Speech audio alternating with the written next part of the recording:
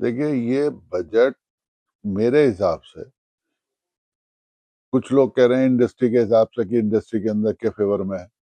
सवाल है कि जो प्लानिंग इस बजट में दिखाई गई है, वो धरातल पे कितनी उतरेगी और कब उतरेगी?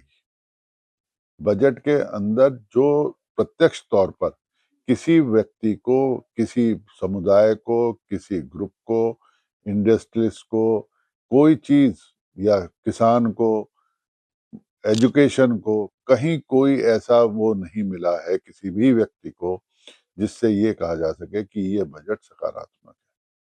सबसे बड़ी समस्या ये है कि जो टैक्सेशन हायर टैक्सेशन है, उसके ऊपर बजट में कहीं कोई उसको रिड्यूस करने का, उसको कम करने का कहीं कोई प्रावधान नहीं दिया गया। जीएसटी जितना आज देना पड़ रहा है लोगों को, आप देखिए कि अगर बाज़ार में आप देखेंगे, तो सेल्स लगातार कम होती चली जा रही है।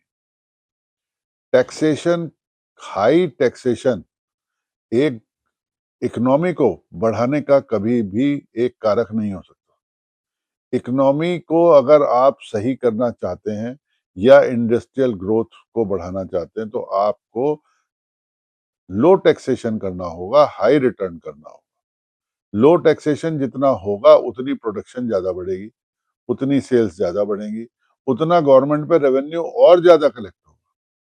लेकिन आज की तारीख में या तो लोगों को के कारोबार पे इतना ज़्यादा असर आ रहा है, दुकानदारों को आप देखो, आप सड़क के ऊपर चलते हुए जाते हो, तो आपको दिखाई देता है कि दुकानदार बैठे हैं, सामान भरा हुआ है, ग्राहक नहीं है।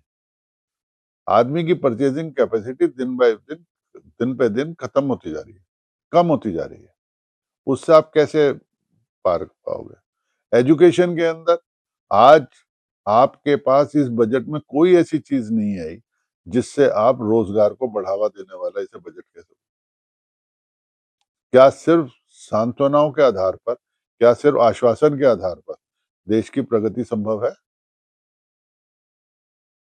तो इसलिए मेरे हिसाब से इस बजट में ऐसा कुछ नहीं है जिसके ऊपर सरकार को ये श्रेय दिया जा सके कि ये बजट अच्छाई की दिशा में एक बढ़ता हुआ कदम है।